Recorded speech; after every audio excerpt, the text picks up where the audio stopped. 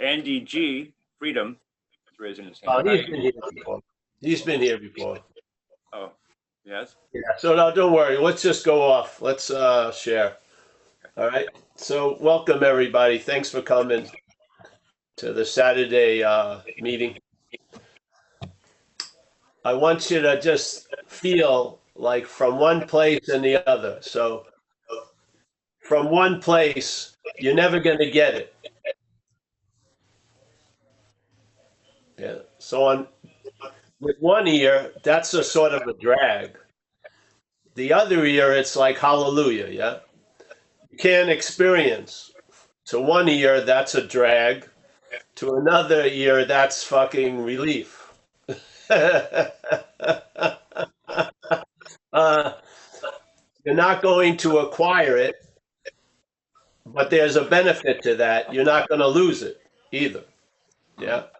So the losing and finding are out, acquiring and uninquiring are out, experience is out, getting it is out. And all because all those things are disqualified based on one assumption, which is a fact, but it's the assumption of non-duality talks, and that is you are what you're looking for. Yeah, that's what causes all those answers to be the answers they are. Now, the answers are the same, but now how it's heard is what causes a reaction. Yeah, or there is a reaction from what's caused. So when in the head, if you hear you're never going to get it, you feel it's a personal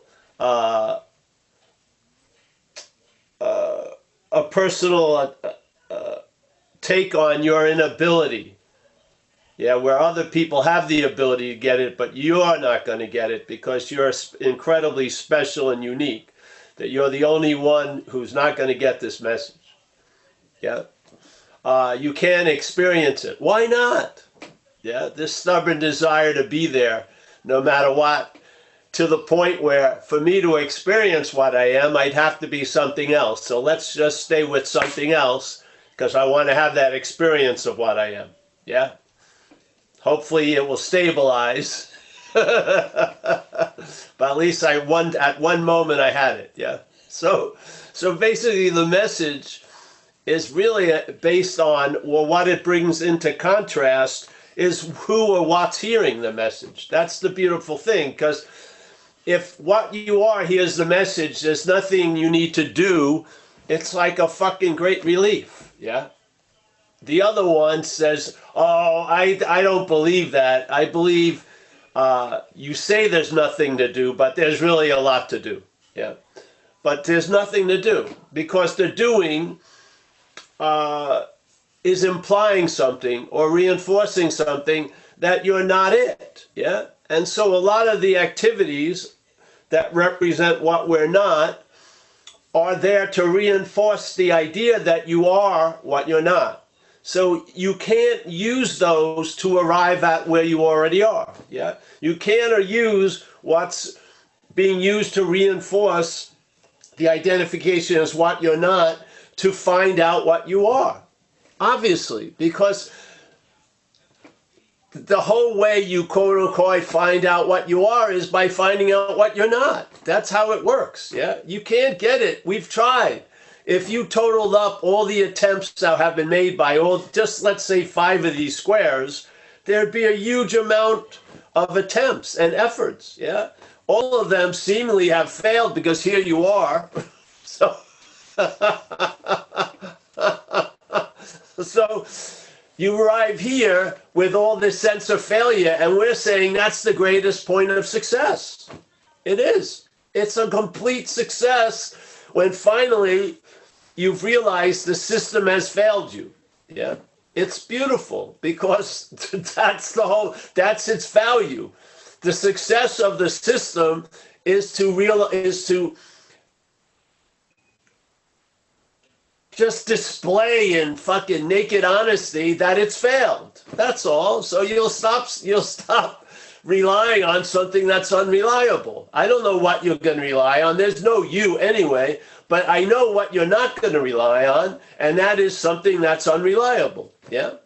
And you're going to lose faith in that which you used to have faith in, which is this faith in, I'm Paul. I was Paul. I'm definitely going to be Paul. Therefore, I am Paul. Yeah. So let's not even question that. Let's start with Paul's problems, Paul's defects, or what it needs to do, or give me a methodology, give me a book, give me a video, give me 30 lessons, give me exercises. I'm all for it. Yeah. I'm ready, and I'm ready to go. I'm a sincere longer for the truth. I'm a bona fide seeker of the truth. Let's go.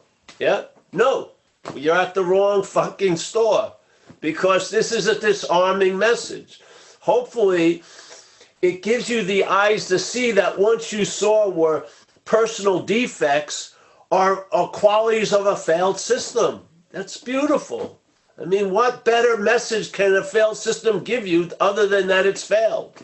So here we are at the talks. And why is it that everywhere seems to be distant from us? Yeah. Why is it that which is always present doesn't feel like it's present? What's going on? Yeah. Does it have anything to do with my inordinate amount of presence? Yeah, it sure does. It has a whole lot to do with you because you're it. Yeah. So if the attention and interest that represents us is on this figmented idea of Paul, and constantly, because Paul is sort of like a tire that can't hold air, it constantly needs to be pumped up. Well, we are the act of pumping it up. Yeah. In a sense, we're the act of pumping it up, and we're not. That's the beauty of it. So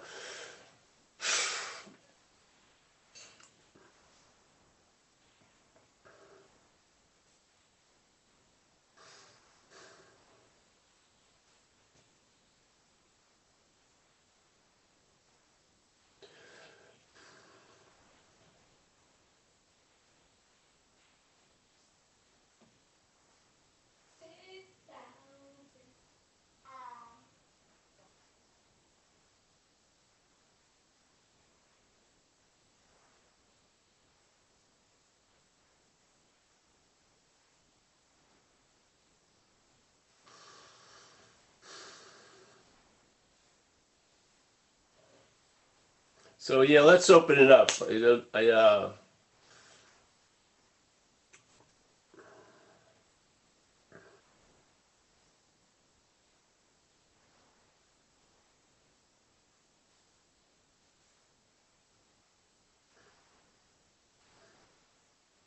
Mike, open it up. Yeah. I forgot I was muted. I'm sorry. Let's see. I got to repeat what I said. So we had hands up already. If they're not left over from the poll, we have Natalie and Buddha. And we've got Skylar. Polls. There's 17 hands up. So Natalie, did you have a question? Hi, Natalie. Hi, everybody. Thank you. Yeah, I want to share. Can you hear me clearly?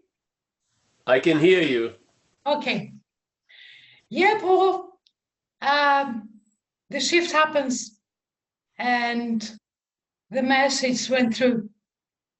Finally, I saw, like, this me is super analyzing the behaviors of my family members, that their little me is against my little me, like I'm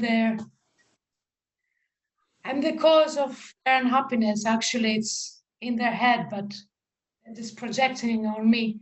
So I saw this constant struggle going on in my head. I don't know actually when it happened, but at some point I started laughing, and I counted the days, because it happened also before, that when I have this opening, this comes again to claim it. And he says, well, he's punishing me. So seeing myself how this is trying to punish me. No, you haven't got it. You have still this struggle with your family and so on, because the action figure has some unfinished business to take care of, which is actually a little bit of a fucked up story, a very distorted story, because each one of us is very strong on their self, the little self.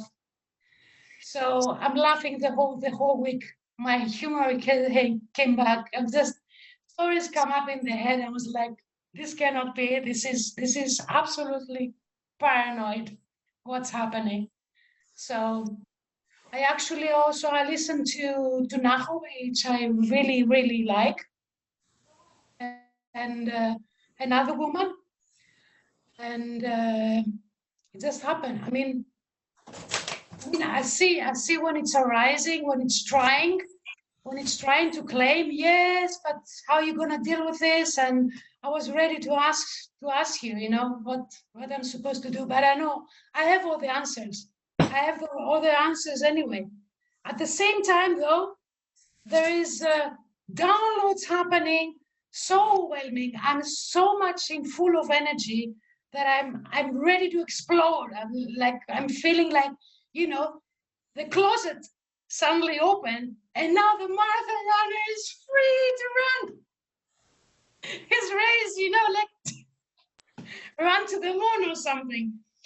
And I have this thing, like, I think I have a calling because I really want to share this. And I really want to share it in Greek language. So this playing, a new tape is trying to play inside my head. How I'm going to say it? How I'm going to say it? But I think I try to record my voice, but I'm in the forest. I'm like, just, nothing is coming. And then when I'm walking down, suddenly, it's coming out. It's like I'm explaining to somebody imaginary, like I have my brother in front of me, explaining him, look, it's your head driving you crazy, you know, something like that.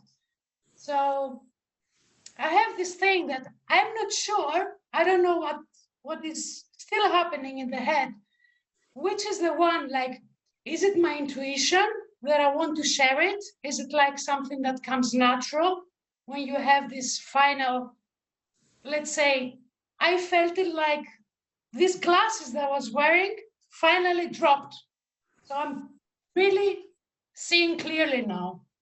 And I know that this part of me, my story, has these 3 challenges to overcome in a very nice way where, I mean, somehow I saw myself trying to use non-duality as you said, as a tool to overcome, tool, like you say. I don't know how you say it exactly. It doesn't come to me right now. So I'm a little bit a difficulty have, or it's seemingly difficult for me to distinguish between intuition, what comes from my heart, and if this is trying to trick me again to claim this. Well, you'll find out. Just follow something and then you'll find out. Yeah. And then you get used to it. You get used to, in other words, you can,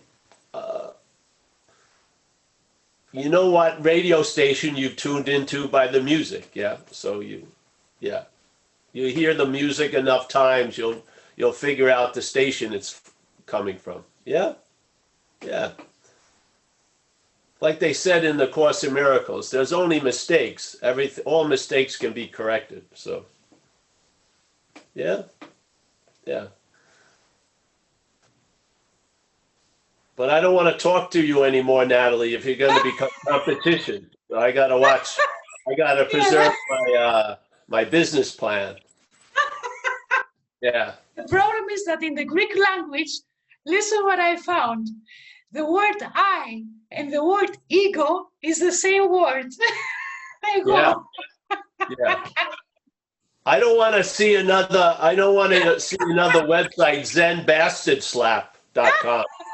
So that's be careful with that. You'll see what happens, honey. I mean, I don't know. Someone can set out on a course to share. Someone doesn't set out on a course, ends up sharing. I don't know how it goes. In my experience, that's not how it went with me. I was just attempting to help people in recovery because that was the tribe I was in. And if anyone can make shit out of nothing, it's an addict and an alcoholic. So I felt the need, a strong need there. And then it just morphed into what it's morphed into over time. Yeah. So you'll know if you're meant to share it or not. You're sharing it now, so it doesn't have to be. You don't have to get there's no formal uniform. You don't need to get measured for robes and start practicing your loving gaze and shit. No. You know what I mean? I don't know. The simplicity of the message is you just keep attempting to describe what you're not to trigger a seeing from what you are. That's all. That's my usual drive every day, every week. Yeah. The simplicity of the message, or really what the message is pointing to, it's so obvious when it becomes obvious. Yeah. So, and it's just a matter of time, the last little imaginary pin gets pulled out of the machinery and it just collapses. Then it will appear again, but you'll realize something, yeah? In a way, you can't realize it when it's constantly moving. When it collapses, there's a seeing of it, and then it appears to constantly move again, yeah? Yeah. So the only thing that I was brought to is the point of attempting to share about what we're not, because we can see that, yeah? We can see what we are. And it's another form of blindness to pick up concepts of what you are as what you're not. It blinds you to what you are more, really. So in a lot of ways, people are better off when they don't hear anything about this shit, yeah? Because then it's sort of like, scratches on their glasses, yeah? They conceptually think they know something, so they can't really see it because a knowing is a replacement for seeing, so to speak. So the seeing now wants to be defined as how you know it. That doesn't work, yeah? So in my feeling, so the whole point that we came to, ending up at this little seed assignment was just to share about what we're not. We can all experience that. We can, yeah? We all got that. Yeah, we can, when something is described and then it triggers an intimation, yeah, there you go. And then suddenly that which was taken to be you is put into a contrast because the message is you are that which you are looking for. So therefore, the disconnect creates an incredible contrast, yeah? Wait a minute. How can I be that which is being pointed to all day by all that activity, yeah? When I'm that's seeing it, yeah? So the contrast is so beautiful because a lot of messages, a lot of paths comply with what you're not.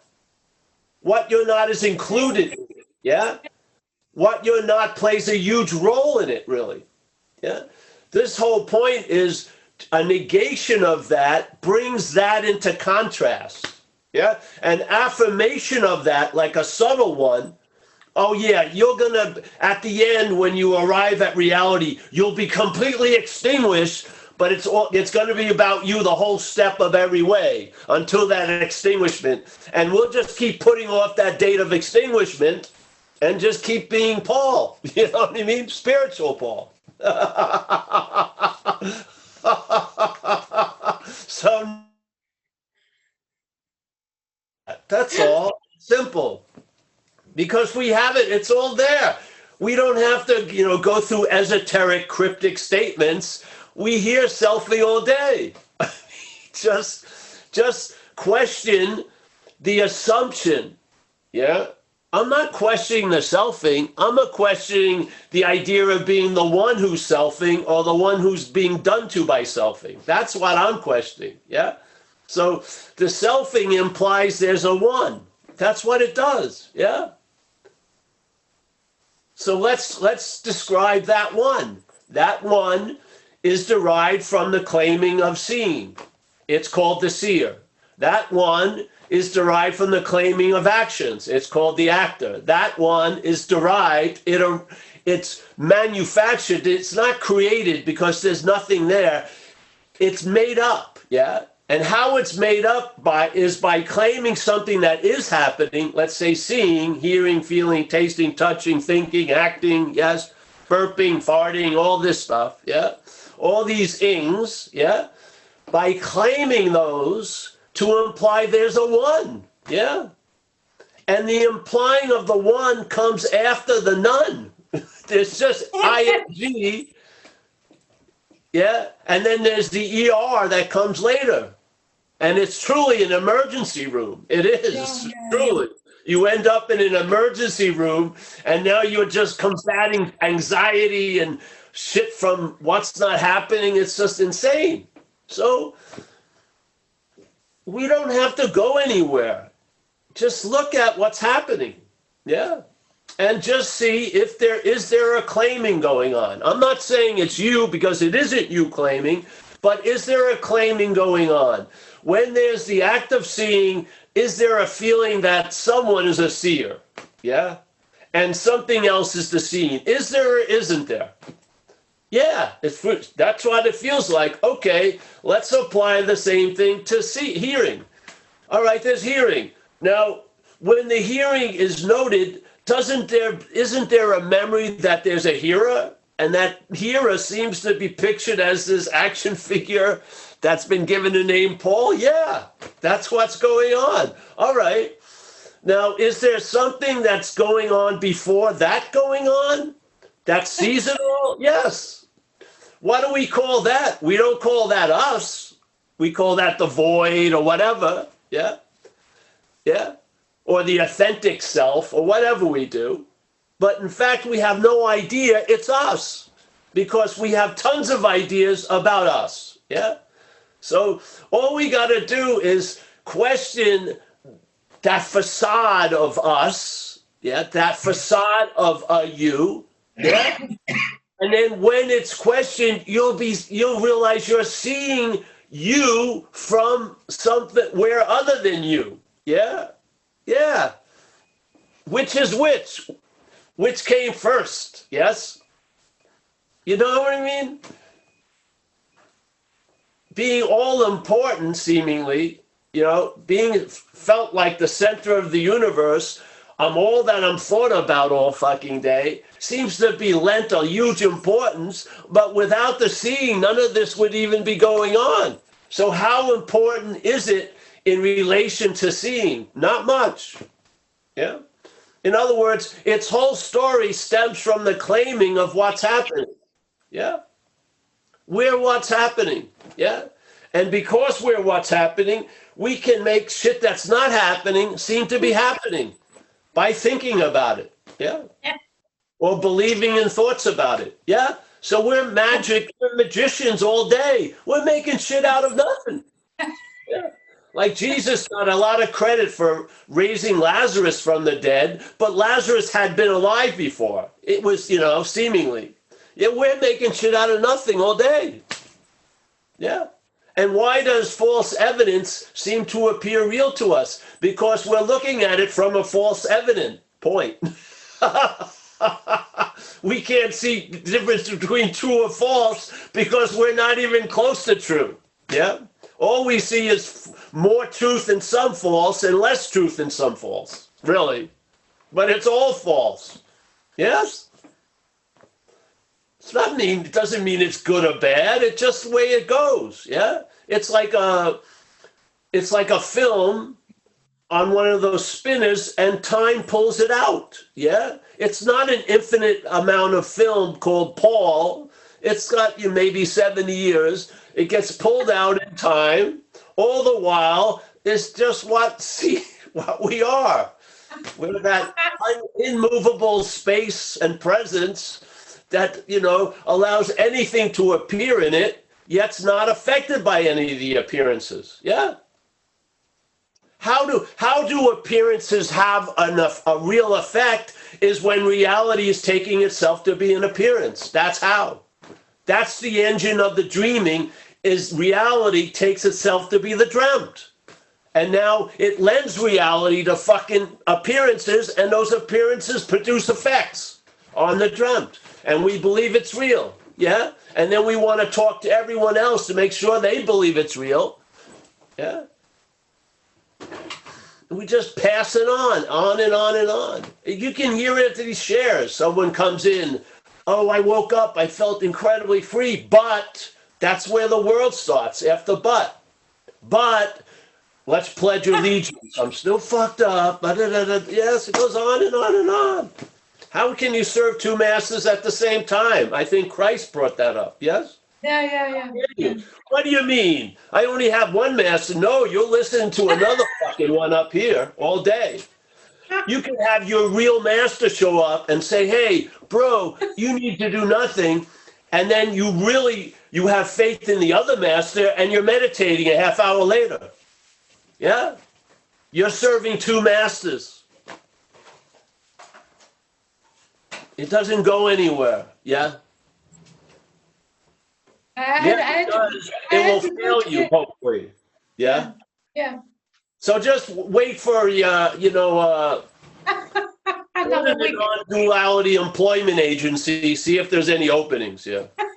Right. There's no benefits whatsoever, I'm telling you, but give it a shot. You never know. You never know, yeah, you never know.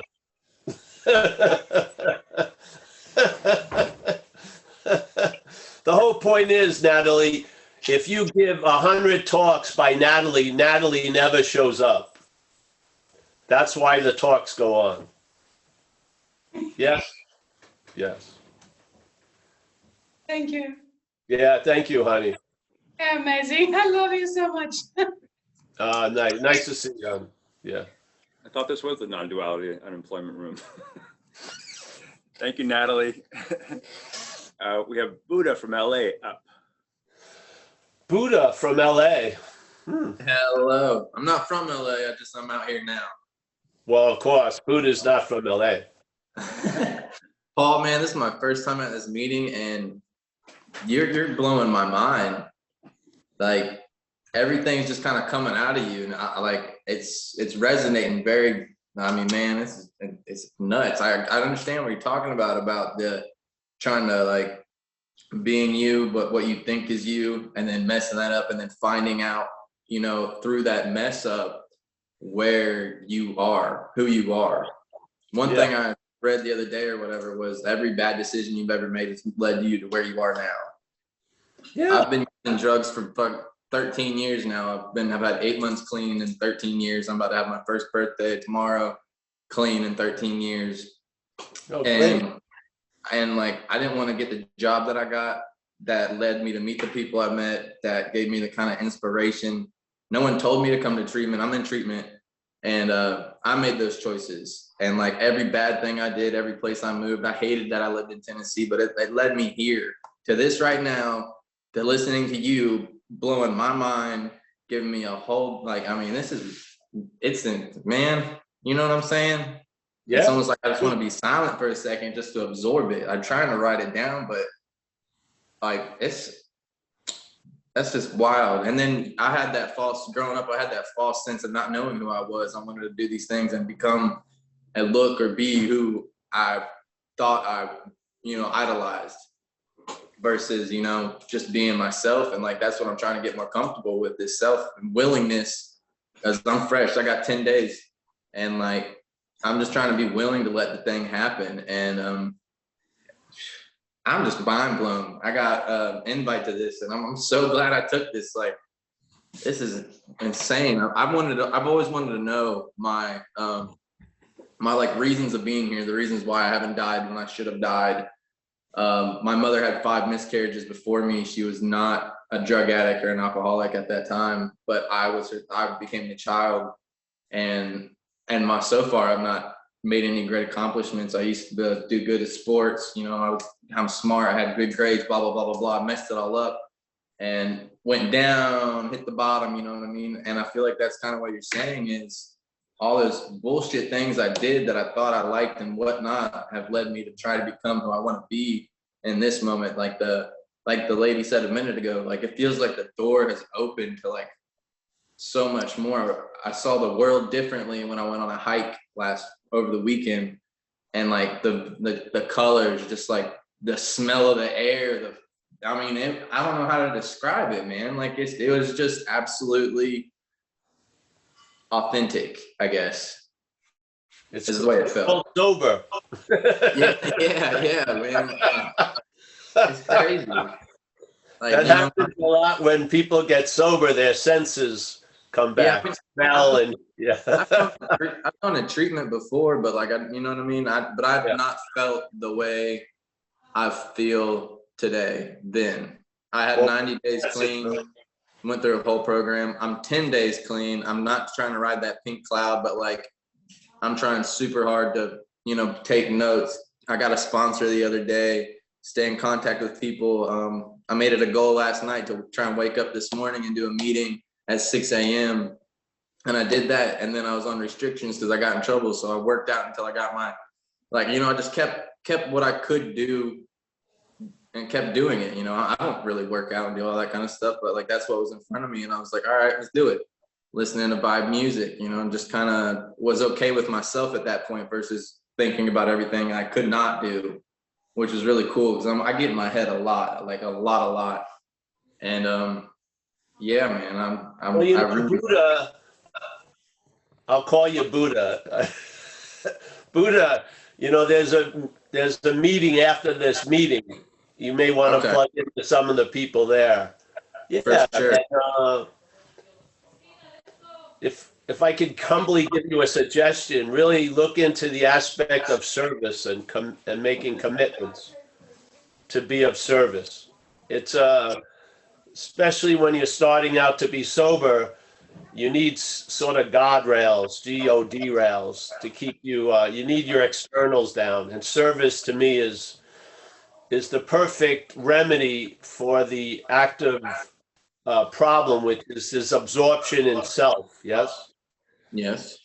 It's a constantly ever tightening orbit, and service brings the attention and interest out of that orbit, and you'll feel different. And that feeling different is an incredible communication. Yeah, you just feel different. You feel available, and you sense a presence. So I really recommend taking those possibilities that the program offers to put yourself in a position to be of service. Yeah, it will. Like yesterday, I did try, like, I mean, no one told me to, but the smoke area and everything was all kind of dirty. And I just went up there and I put the chairs back in circles, swept it up, you know, did all that kind of stuff. Is that that's what we're talking about. That's what we're talking about, because the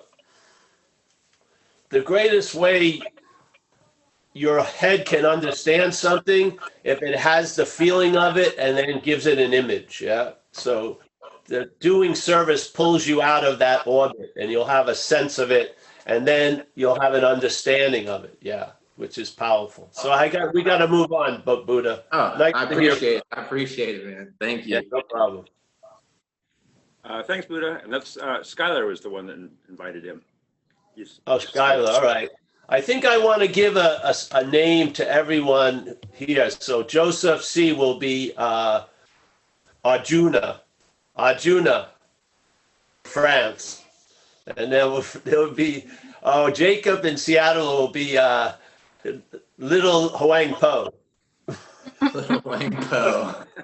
Little Huang Po. And yeah, I'll have to come up with others. I got the voids already, Mr. and Mrs. Void. Yeah, we'll see. All right, thanks, bro. A lot. Skylar is Oh, up. Skylar. Okay, Skylar. Hi, Paul. So I have to try extremely hard to like come up with a question nowadays. And Well, normally you don't have to, honey.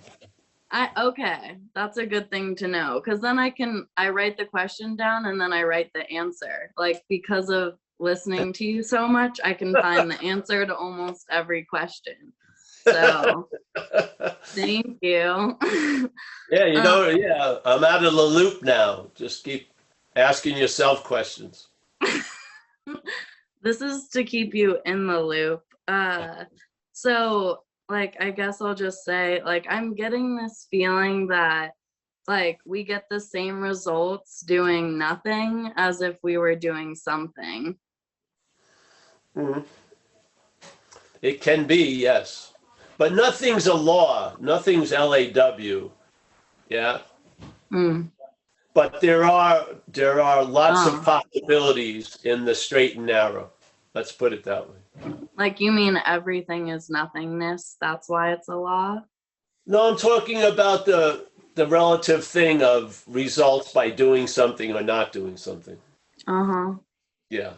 Okay, what about that? What did you say? There can be results both ways, but there's no law of one or the other. Oh, yeah, it's a choice. So if you don't want it, then don't take it because like it's your life, it's filling up your time. Like there's no have tos, I guess. Like in recovery, I guess I feel like with the traveling lighter, I could take on a heavy load of like activities and like events and things to do during the day, though I'm traveling lighter. But I feel like I wonder if I could travel even lighter if I lessen the activities and simplified. Yeah, check it out. Okay. It's not you deciding. There's something occurs, and then there's a story that Skylar decided. But yeah, so True. go with the flow. Uh-huh. What happens? Yeah, this is how we find out. Yeah. Mm-hmm. Sorry, mom's coming in with groceries. Sounds like an elephant. Okay, I won't take up any more time. Gonna feed you, so let's humbly be grateful. Yes, thank you, mommy. Love you. Yeah, nice to see you, Skylar. You too. Nice to not see your mom. Just say hello, yeah. Mom, say hello. I'm here. Hi. She's running. Nice to see you, Mom. Nice to see you, honey. Hello. Yeah. Great to see. Oh, I don't know where you Oh, are. there he is. Anyway. Hi. Skylar is a very important square in our Zoom, so. She's a very important square in my Zoom. Yeah, there you go. So, yeah. Who's Skylar? Who's Skylar? There you go. She's learned well. Nice to see you, Skylar. Thanks, Skylar. Andy G is up. Andy G. All right, thank you, Paul. Paul, this is only my second time here. I'm like really lost. So I know there's no self, it's selfing. So selfing is claiming of the thoughts. And non-duality means not two. But See, no, wait a minute, yes, but the knowing there's no self, but there's no self knowing that. Remember that. Yeah. Yeah. So the only way what you are, what you're not can know there is no self is as a self. Yeah. So it doesn't work that well. No. no, what I meant is I know that there's no parasite as in self. Yeah. I know you mean selfing by claiming the thoughts. Yes. But what else? There's claiming. I didn't know what you said before that. There's claiming of the thoughts that are used to imply there's a one. Yes. Right. So Yeah. what actually is non-duality then? There is non-duality is nothing. There's no you could say nothing, everything, but how can we define it or express it? We are it, so to speak. Yes. It's unknowable, but it's not unbeable. Yeah. It's not it's unknowable, but not unbeable. Yes. We are being it. Yeah. We are being it. There's no way we can know it. Yeah. We'd have to be something else. This is why it's said you can't experience it, you can't know it, this and that. All of that is based on the fact that we are it. That's the point. So you'd have to be something else to describe it. Yeah. But what are we then if we're not it? I'm not saying we're not it. I don't know. I don't know what we are. I know what we're not. Well, what are we not then? We're not this image that's remembered and reinforced. We're not the doer of what's happening. We're not the seer of the seeing. We're not the hearer of the hearing. Yeah, to me, it's all it is a negation of an assumption of a reality that I'm not. Yeah.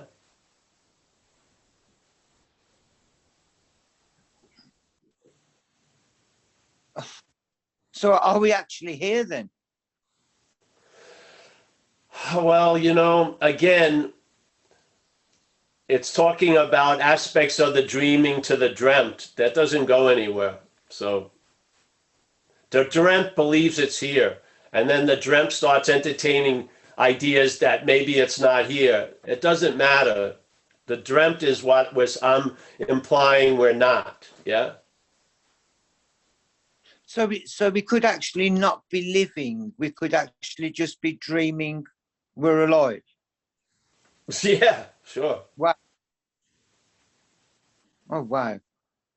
But then again, this isn't meant for the dreamt. Then it becomes like metaphysical candy. It doesn't go anywhere. Yeah, it's sort of like the physicists that learn there is no world and flip out when the newspaper boy misses their porch on Sunday. Yeah, they have an understanding there is no world, but it's not applicable to the dreaming of it. Yes, the dreamt has certain programming. It can entertain ideas about, but it doesn't go anywhere. Yeah, it's just like celestial thoughts, celestial concepts. Yeah. So it almost sounds like we're in like the Matrix, like the film. Well, it would be the prequel to the Matrix films. Yeah. Oh wow. Yeah. When we go to the Matrix films, we think we're in the audience watching it. The prequel is the audience watching it as part of the Matrix film. I get. Yeah. So there's a great master, Ramana, said a beautiful thing. So someone's sitting in this, let's say, this movie theater, but and he sees the world, and he sees the world as unreal, but he has a sense that he's real as the seer of this. And Ramana says the circle that we're in is completely comprehensive. The idea of him thinking he's real, seeing everything unreal, is in the movie theater. Yes? Yeah. This doesn't get out to look in. This doesn't get out of the dreaming to look into the dreaming.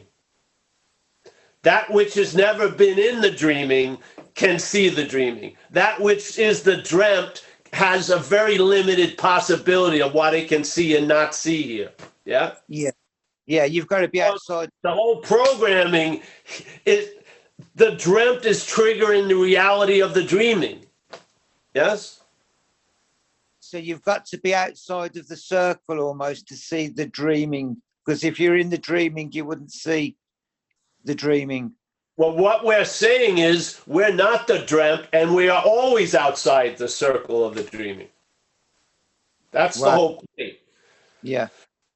The stubborn story is I'm the dreamt, yet I can get that I'm the dreaming. No, it doesn't work that way. You get that you're not the dreamt from the dreaming. You don't get your dreaming as the dreamt. You just don't get it. Yeah. There's too many. The way the dreamt is built is comparison. So everything gets compared and conceptualized. There's no, it's all like mental ticker tape, you know, at a ticker tape parade, confetti. Yes? You think you have something, but it's empty. Yeah. This is the whole point I ran into, is the dreamt having philosophical fucking hours of discussion about the absoluteness of the dreaming. It doesn't go anywhere. Yeah? The dreamt will still be fucked up in a half hour, you know. It doesn't go there because it's being held as dreamt. We're questioning that. The whole point of these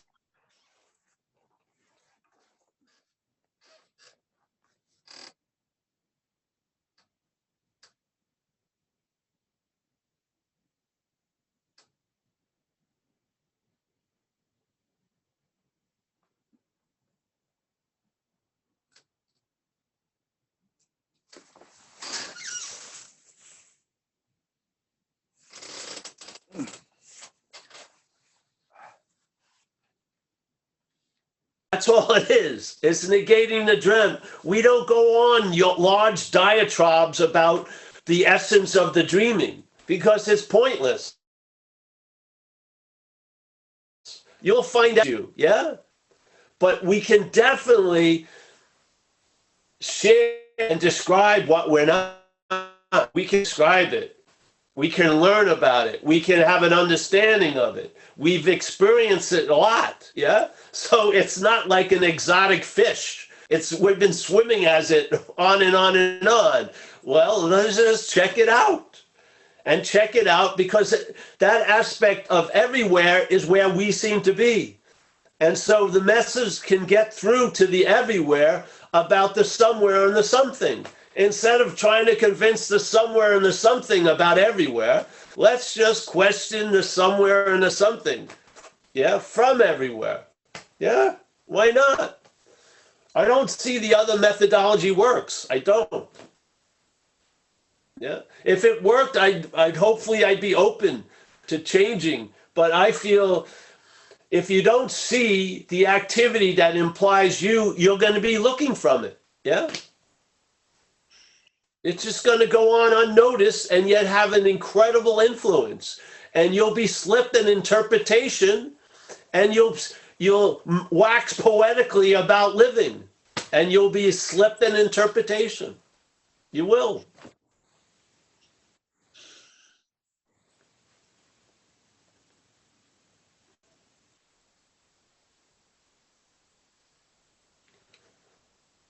You know how the dreaming or that space responds to an aha?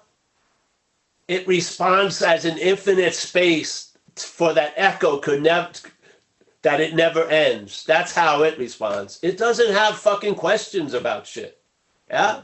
It's just like a giant space. You hit a point and it's like there's no language in that space. There's no pointing in that space. There's no aha in that space. It just is completely.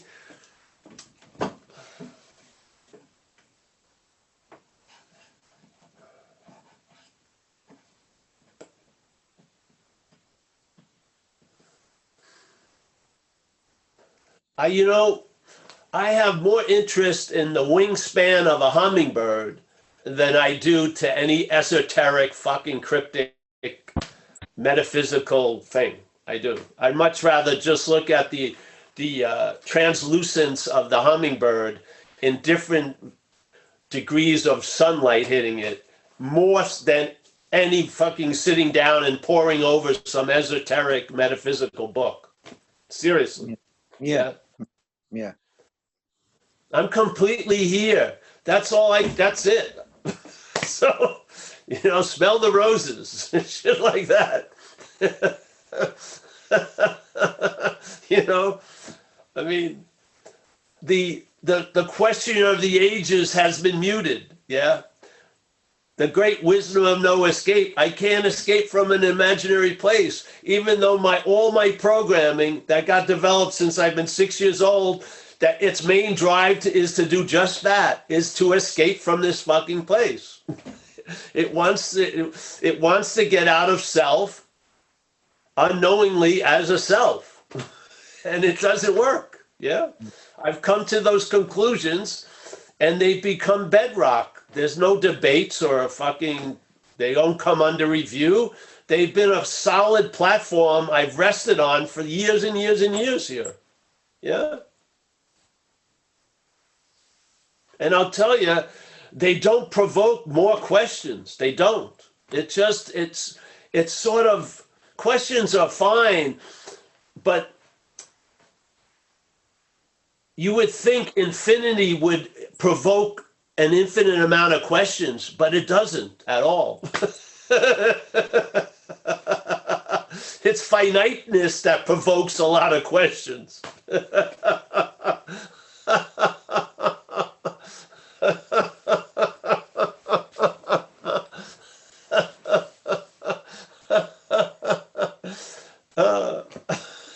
I think I had a lobotomy on my spiritual intellect. I did. I'm just walking through the halls, just really enjoying. I'm going to have Jell-O on Wednesday, and doing some finger painting and shit. And then a Zoom comes up and I share on a Zoom. Then I go back wandering around. Where did I put those keys? Just whatever, you know what I mean? I walked into a store the other day. I tried on one of the shoes. I walked around the store with two different shoes, my shoe and one of the other shoes. I just was walking around for about 40 minutes, and I finally looked down. Like, fuck. So I thought, I went back to where the rack is, and there was my shoe. They had put my shoe up on the rack. I could have been more confused. Which one was my shoe, or which one is the new shoe? I read, all right, I got the old shoe, put it on. Oh, you mustn't be clear. Give me a fucking break. It has very little to do with the action figure. I swear to God. You can polish the fucking lens of the action figure. It's not going to become a Nikon lens.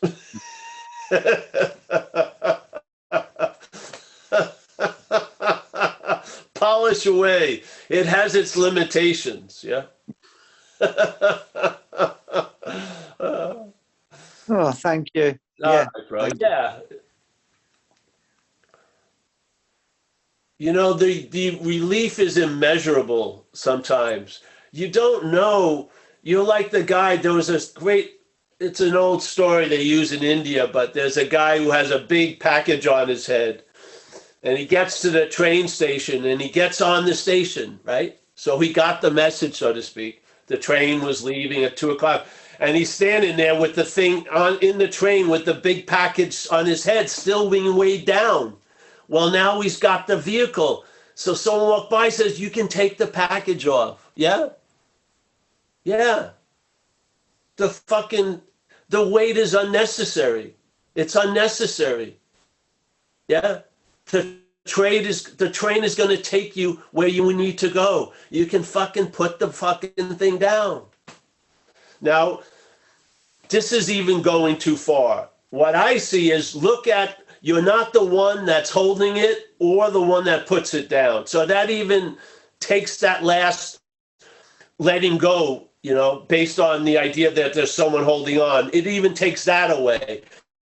You're just questioning the one that's either holding on or letting go, yes?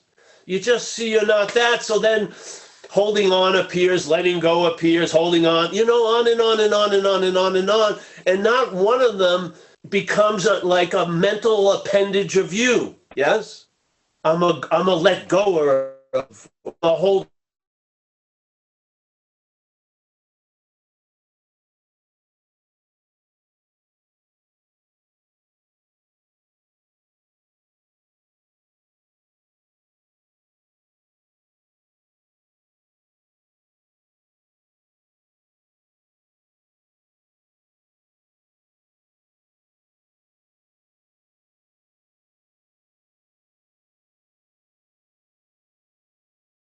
Oh, thanks, mate. That big head behind you. Who is that? That's me, mate. Yeah. Oh, that's you. Wow. That's good. That's interesting. Then you have a mirror effect, and it'd be infinite Andy heads. And then all at once, they could all be popped like a balloon, every one of them. And no Andy head. Yes. Cool. All right. Thank you, Andy. Thanks, Andy. Chris is up. Chris. Paul, how's it going, man? Good. I'm going to try to find you, but go. I can hear you. Man, been listening to some of your talks at work, and a lot of this stuff is shaking things up. Oh, there, Chris. Yes. And don't use any heavy industrial equipment. that's what I do. Yeah, I do tree work. I actually, I heard, this message was heard a couple weeks ago. It was heard. And one of the things that came up was, there's been analogies. There's been a lot of that coming up. So it's like, one of them, you know what a friction knot is? A friction what? A friction knot. So we use ropes in the tree service. Yeah. To rope big chunks of friction knot. You put a knot in a rope, and it the weight, the tension of the rope. Yeah, the more you pull it, the tighter it gets. Right. And if you don't know how to break that knot, picking at it makes it worse too. So you could sit there for 20 minutes. And this whole teaching of the Ramana Maharshi quote you always bring up, it hit me, just so many years of like obsessive spiritual seeking, or what I figured was obsessive spiritual seeking. All of a sudden, one of the first things that happened, it was AA made sense. Like that made sense about, I've been, in recovery.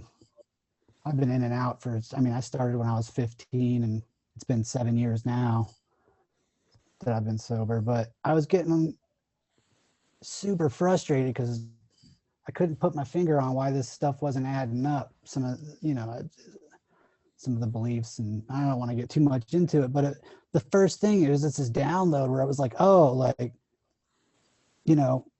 book doesn't say yourself, and it might in a couple of places. It says self. It says, and it brought a whole new light, and I was kind of blown away because it was like, that stuff operates on more than one level, man. That's pretty wild. Yes, definitely. Powerless took a whole new meaning. It was like, yeah, of course, it's almost a joke. It's almost like you're going to try to explain. It's like explaining to Batman that Batman can't go fight crime. The guy that thinks he's Batman, it's like, how do you explain to that guy he's not really Batman if he really thinks he's Batman? Well, hopefully you don't. Right. Well, who would? Who's there to do it? That's the question, right? So I got I have a 4-year-old. And I heard you say one thing that's,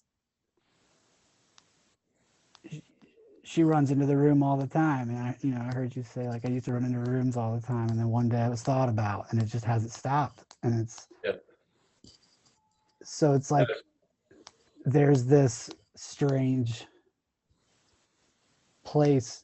Things are kind of like, that's what I mean by things are getting shook up, because now these thoughts are impersonal, and and so there's changes in the way that, so I guess traveling lighter is a good way to put it, but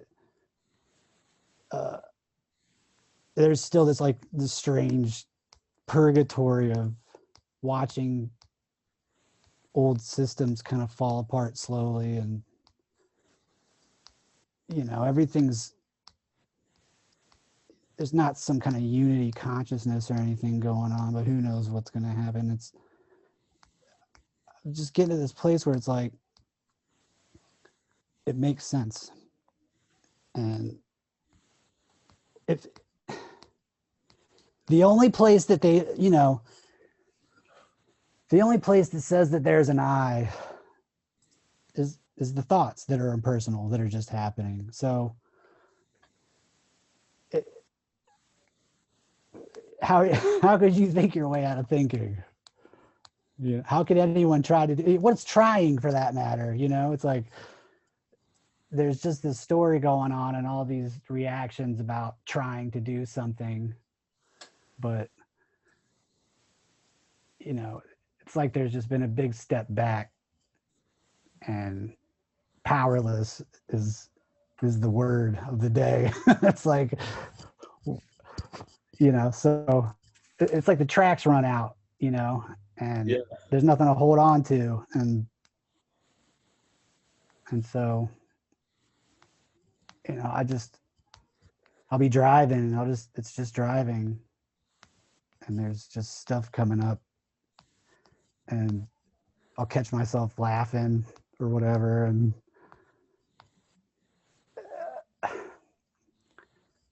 I don't know, man. I just, if it wasn't for you, this is, look, man, I've been running into stuff for a long time, it seems like, and then all of a sudden, just like one little, I mean, it was even a concept when I heard it. It was just information. Like, how can a you that doesn't exist get out of itself? What an impossible endeavor. And yes. And so all this stuff has just been all the thinking and all the obsessing and all the neediness, and you know. Hey, Chris, can I ask you something? Yeah. I want you maybe get information from some people that you can talk to after the talk, or get my information too, because yeah, I just know your head, bro. So yeah, just to be able to share this stuff so that the valve that was being that pressure in that valve that was expressing through a spiritual seeking now, is now up for grabs. Yeah. So, and I can see that you are somebody that would peer into something, and that may not be of service now. So you need to sort of have some fun, you know, take the pressure off. It's let's say this isn't a phase of being serious about it. Yeah. This is a disarming call right now. Yeah. I feel like you've been called to arms quite a lot. This is not about that. You don't have to be vigilant, bro. And when you need to distract oneself, just to ease of pressure, do it. You know, find ways. Look in your kids' eyes and stuff. Your participation to the level you thought it was necessary is not necessary. Yeah, that's what I'm starting to get. Yes. Yes. So you're gonna, you know, that job, you're gonna have some free time.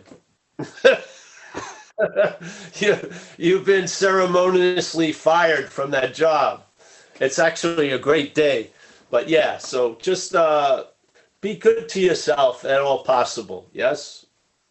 And I just have a feeling about you. So I want you to maybe stay in touch with some people, because I know without my laser beam looking at the goal of spirituality, it starts going back into its orbit, you know, and starts sends new asteroids to create new craters in my little Paul moon.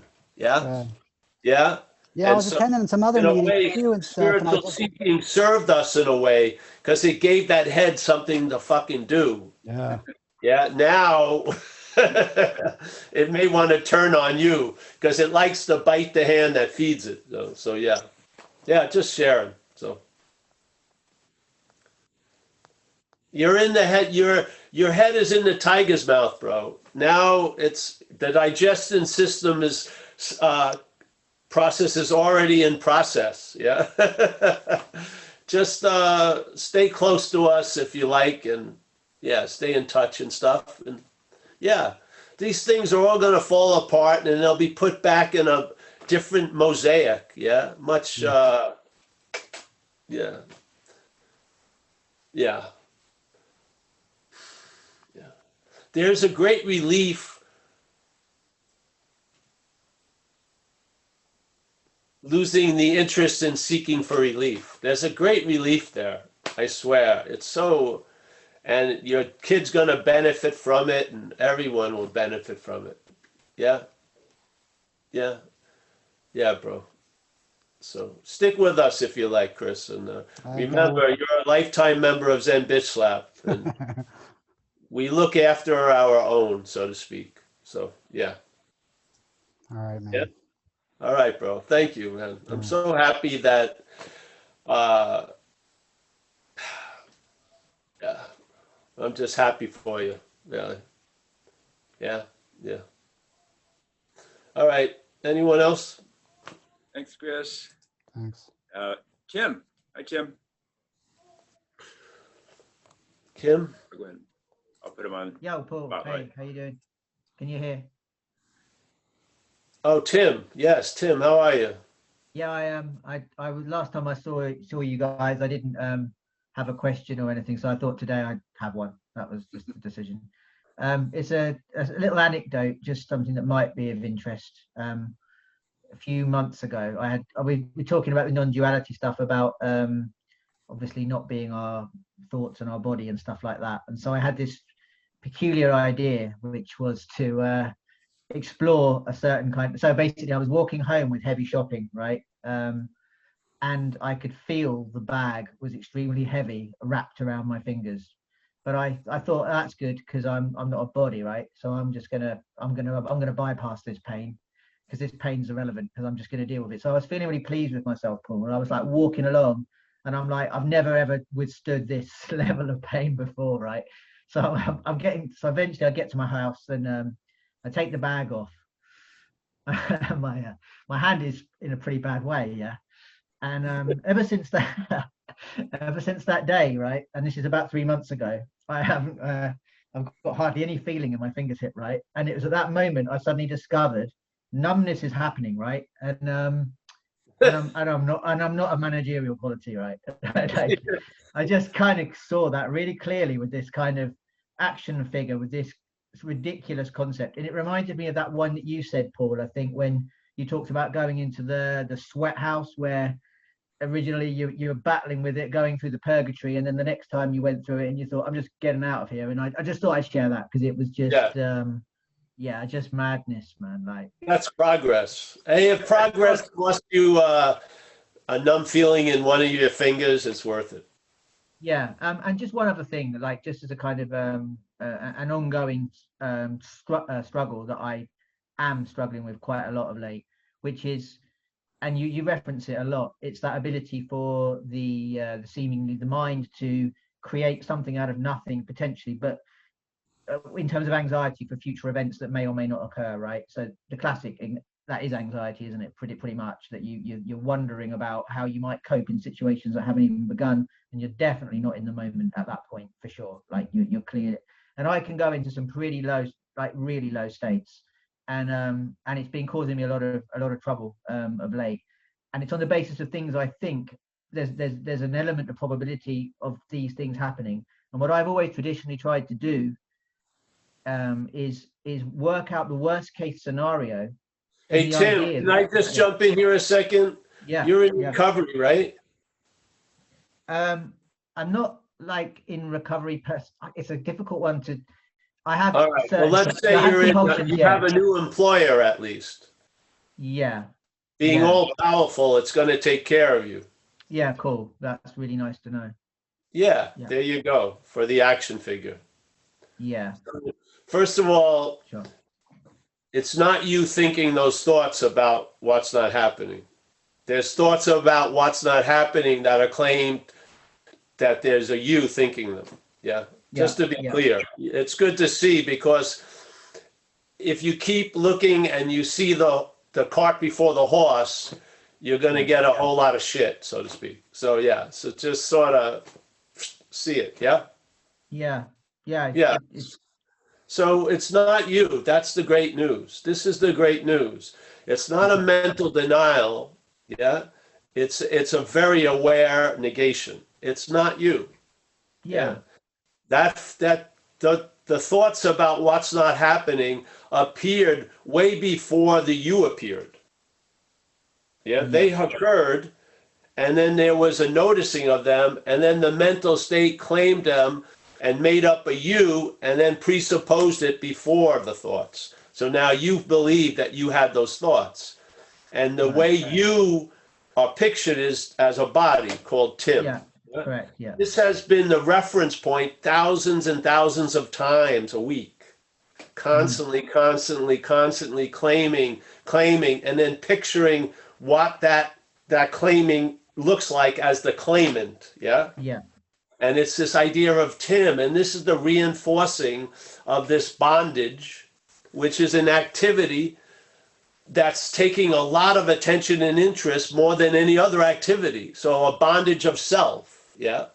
So we're bonded to this activity called the act of being identified as self. It's just overriding everything. It's just happening. So everything that's happening is being used to have this happen, this bonding of self, yeah? Yeah. And it's way out of whack, so to speak. Yeah, to the point where you really aren't even feeling the pulse of what's happening. You're living an interpretation of what's happening from the point of view of self. Yes.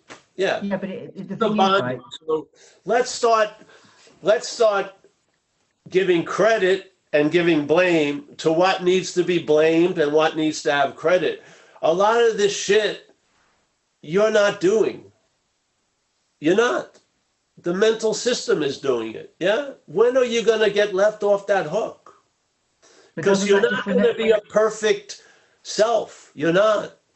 But where does I mean, there has to be some form of accountability at some level, right? In terms of actions. Of course there's an accountability.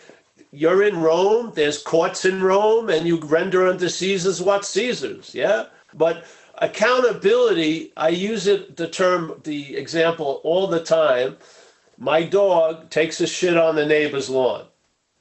The neighbor calls me up and says, hey, your dog just took a big shit on my lawn. You know, so I go over there, I clean it up, I make amends to that person, and I decide maybe I should walk on another street. Yeah? Yeah. Yeah?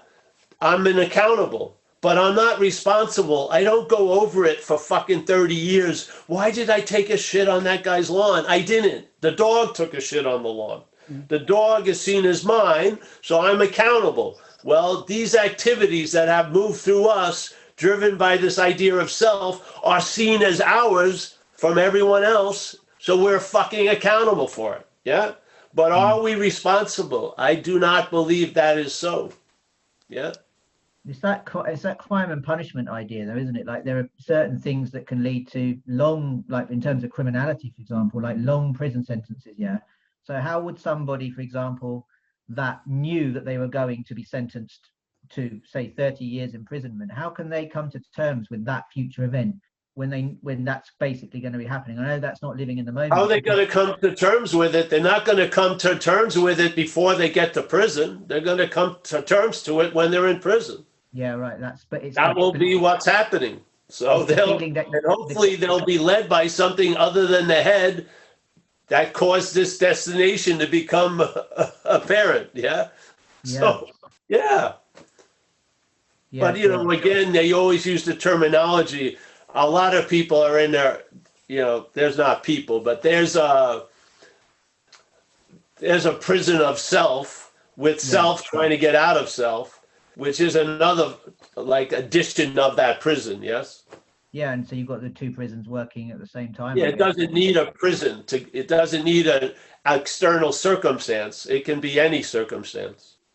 Yeah, it's just a fear thing again, right? Like it's just a kind of Well, that's anxiety, and that anxiety is driven by faith and thoughts. Yeah.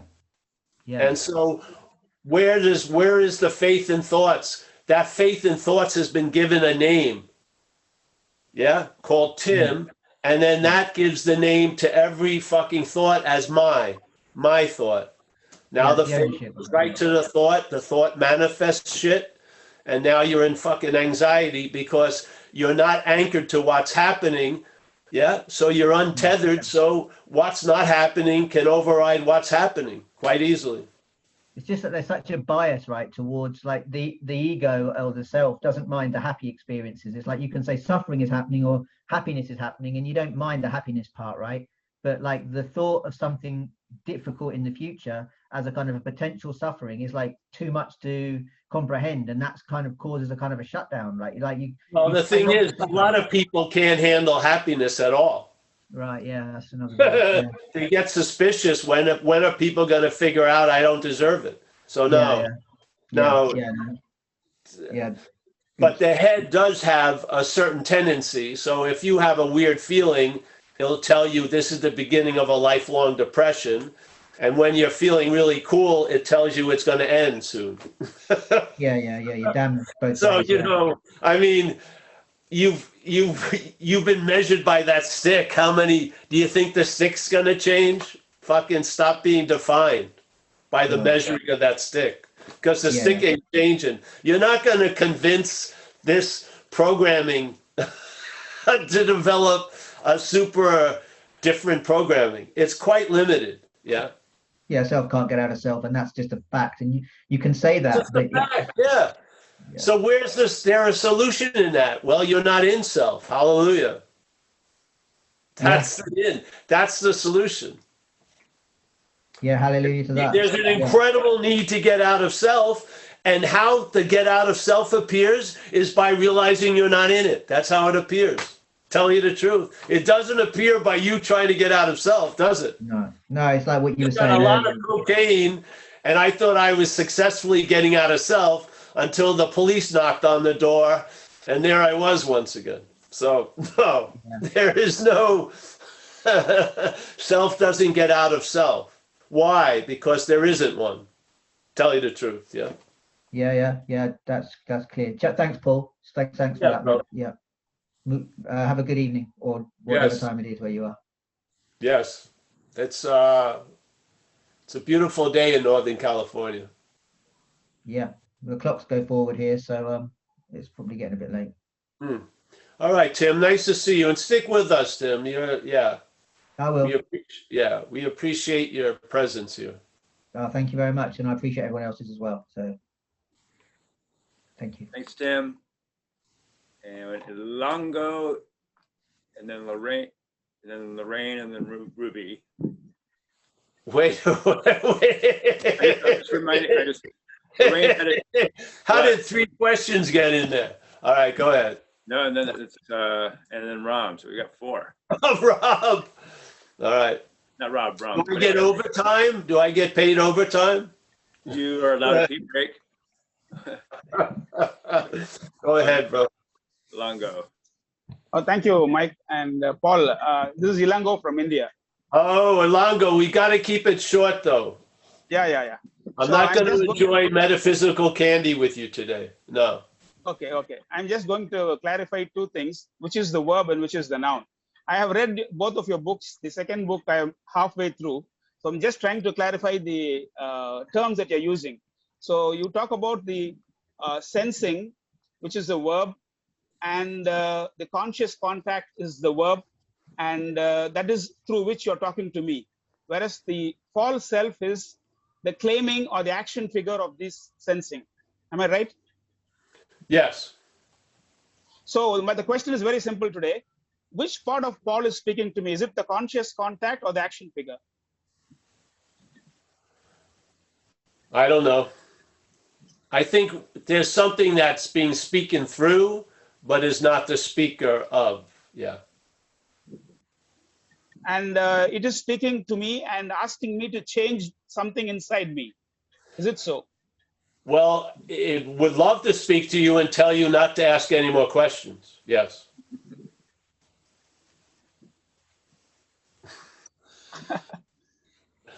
I didn't get that. What did you say? What was it? See, the five senses is called as a sensing, and that you call as the conscious contact in your book and in your What I talks. want to get to today, though, Longo, let's get to the point, is the feeling of being a one.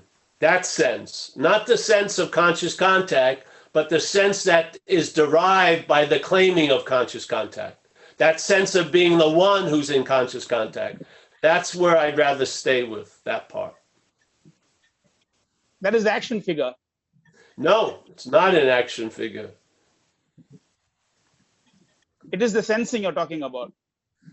The action figure is an appearance or a representative of that sensing. Yeah. The sensing, its motive, its movement is claiming. Yeah. So what's claiming the conscious contact? The action Yeah? figure. And what does it infer when it claims the conscious contact? Yeah. Yeah. It claims that you are the one. And then you're pictured and remembered as a body. Yeah. You're thought about as a body. You're remembered as a body in memories. Yes. You're remembered as a body when you're worried about yourself in the future. That's what I'm interested in. I don't care about the other stuff. Is there something going on while you're going on that's claiming that which is going on to imply a mental idea, and then constantly reinforcing that idea ad nauseum? So you're talking to me and telling me indirectly there is a free-willing part of me which can create that change, that shift. No, I'm not. I'm not saying that at all. I'm talking to you about what you're not.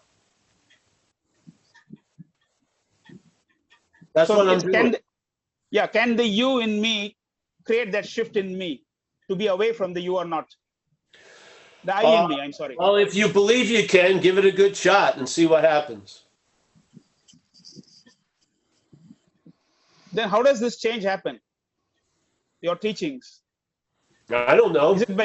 Is it by grace? Are you telling that it is by the grace of God this is going to happen, irrespective of me listening to Paul Hedderman or not? Or if the message of Paul has a meaning, it has to sink into me, into a part of me to make me change that. Well, the message of Paul is, you don't want to get that message, yeah? Maybe the message through Paul, and then Paul plays a very small role in it. Paul comes and shows up at the Zoom, yeah? And then Paul gets suspended for a few hours, and then stuff comes through, yes? Then Yes. Paul gets up and then eats a sandwich and then does something else, yeah? But at this point, Paul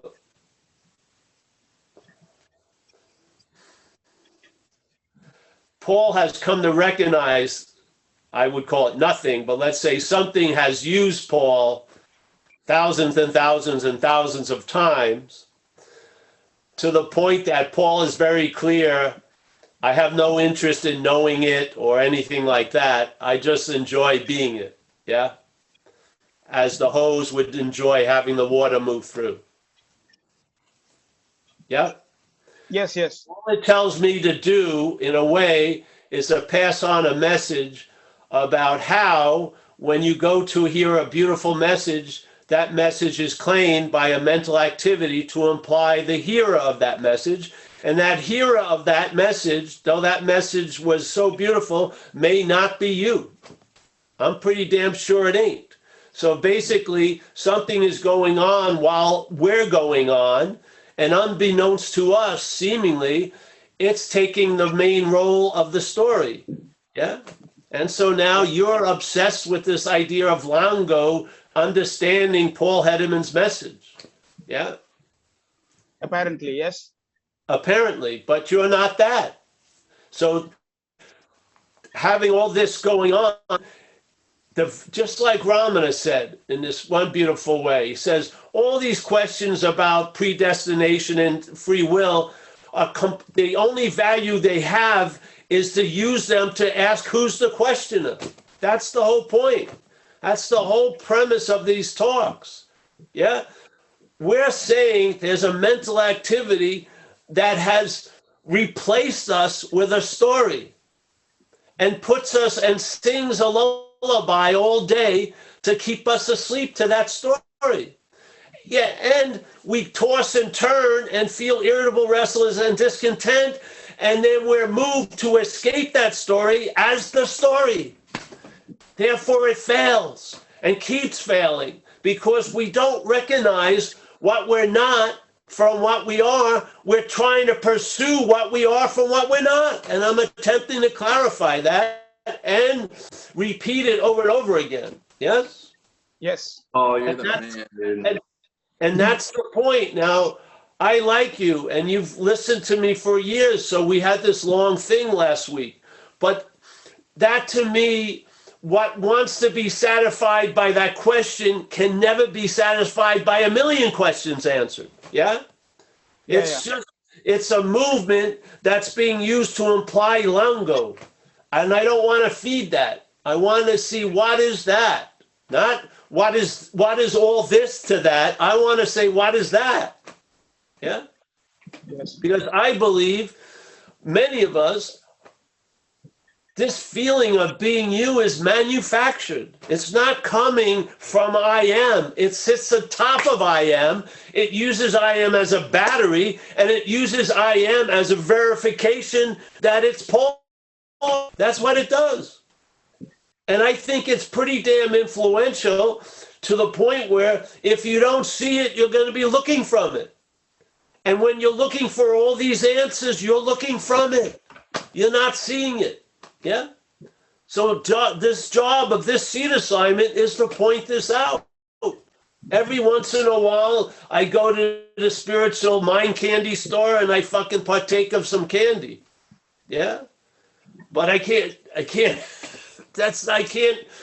can't be a daily habit. Yeah? Because the point, that ain't the point. Knowing is not the point. Understanding is not the point. Having the futility of realizing, believing that understanding would be the point, and it is not. That futility, that's something. There's value in that, yeah? So that all of these mental activities will be seen as impossible to grab what we already are. Yes? It's not like you're going to lose out. There's nothing to grab. I'm going to lose. No, that's the win. Yeah, this thing is incapable of understanding. It can only understand the way it understands. And the way it understands is very defined and limited. It doesn't have an access to unlimited understanding. We have that. We as what we are. Yes?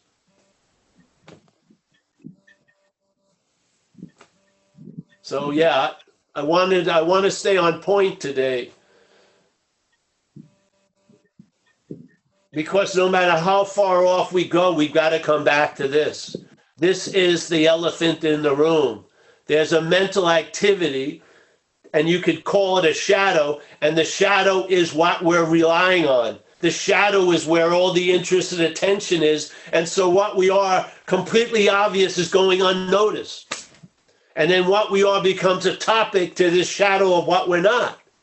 A very interesting, very intriguing topic.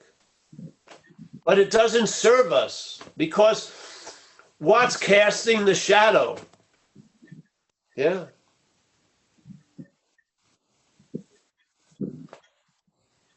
Something real is the light that allows a shadow to appear.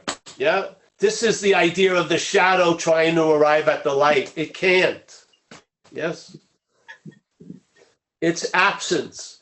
See? When you see you're not that, you'll find out you're the light. Yeah.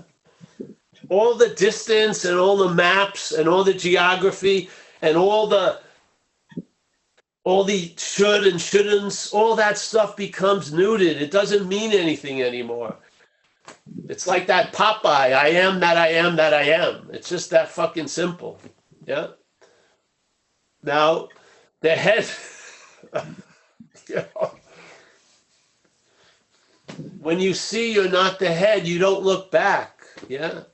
The head wants you to slow up so it can understand, so it can get it, so it can be there. It's not available to the shadow. Yeah. The shadow doesn't come into the light. It doesn't. It gets exposed by light. Yeah? Yeah. Yes. So almost, you know, really, this power, whatever it is, I only had one elective surgery, and that was a spiritual lobotomy, really. My spiritual intelligence has been removed. It's somewhat there, more like a file system, but it's pretty much, it's not the hub of my whole world. It's pretty much a closet, a storage closet. Yeah. But I never felt more alive, and I never get gypped. And I'm here completely. You know the word gypped in America? It means you're missing out on something. I never, yeah. So I don't know what is producing these effects, and I don't think I need to know what is producing these effects. I think I'll just ride the wave of these effects, yeah. Yeah. Yeah.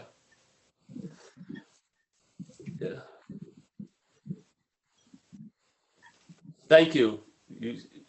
Yes. Thank you. Yeah, yeah. Thanks, Alongo. And we Yep. have Mark and Lorraine now. Hey, Macaulay, nice to see you, honey, there. Hello, can you hear me? Yes. Hi, Paul. Hey. I've never spoken to you before. I know you spoke to my wife, Lorraine, on a couple of occasions. But I've been listening to watching your videos for a couple of years. And when I first started, I just come through a bad experience. Oh, we did. Won't go into details. And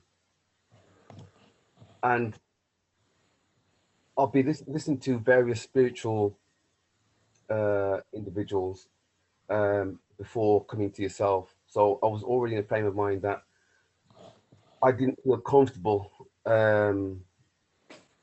with life. I didn't feel like most people felt that there was more to life. But anyway, listening to your videos, I've got to say, Paul, I understand a lot more about myself and about probably why I was feeling the way I was feeling. And I'm starting to travel lighter. I experienced something, I just wanted to say, over the last 2 weeks, I experienced, while carrying out tasks, I experienced myself not feeling that I was actually carrying out the tasks, but the tasks were being done. And I felt really relaxed and calm. And then my mind started asking questions as to, is this really happening or? Yeah. But I can't explain it. I felt like nothing could go wrong with these. Everything was just working seamlessly, but I wasn't doing anything. I don't know if it's weird, but that's how I felt. But it was very, very relaxing. And I came home and told my wife, it's happened quite a few times now. Does that make sense, Paul? Yes. Yeah, that's call it a free sample or whatever. Yeah. And another thing, though, that now that this is probably brain, and I don't want to use any buts or nothing, but I've been finding also that I feel that I feel calmer. inside I just feel like there's more calmness, shall I say. But it almost feels like I've got less patience to listen to things that I feel are nonsense or unnecessary. And I don't know if I'm judging people, which I don't mean to be, but I just don't want to participate or even discuss things that I think, do you know what I mean, are not. Yes, I do. Just nonsense. You'll get more sophisticated around that. Okay. Yeah, when things shake up, things shake up. Some things, when they get shook up, they throw a little tantrum. The other things, they appreciate a lot of relief. You know, just what happened. Yeah, yeah. Yeah, so, yeah, you'll see how much, everything happens, usually reveals what you didn't know was happening. So you see a lot of speaking is sort of a deal, like a consumer deal. I'll listen to you, you listen to me, you know. So you get to see stuff like that. And okay. The Course in Miracles, if you never have heard of it, they have a lot of interesting ideas, and I'm not going to do it justice, but I'll try it. But they have this idea that the inherent guilt that motivated this whole event was that we separated from something that we could never separate from. So what we do here is we feel like really bad, so we want to have people seem worse so we can feel sort of innocent. You know, so a lot of times that mask is getting this removed. Yeah, some of the glue sticks, you know, you feel it pulling a little. It's okay. It sounds like you're in good hands. So. Thank you very much, Paul. Yeah, you're welcome. Thank you, Mark. Ruby is up. Ruby from Wichita. Oh yeah. This is just a little check-in because it's funny. I was you mentioned the Blob not too long ago. That horror movie where that big Blob, red thing, the Blob, right? Yeah. And this morning I was making up some fresh pineapple and yogurt, and it was looking real good. And all of a sudden I just heard this self-loathing, and it was the funniest thing I ever heard. I mean, what the hell is self-loathing? And literally, it felt like that blob thing had been on me forever, like that self-loathing. And then, you know, listening to talking about the self and the selfie and stuff, it's like, what the hell is self-loathing? And I just thought it was the funniest thing I ever heard. And then I thought, well, yeah, shit just happens. And then I went off to garden, but I never knew the weight of self-loathing until this morning. Yes. So thank you. I mean, it's huge. Yes. I know unreality, but it really was a huge unreality. And it was like the friggin' blob. I don't know where that came from, but I carried it.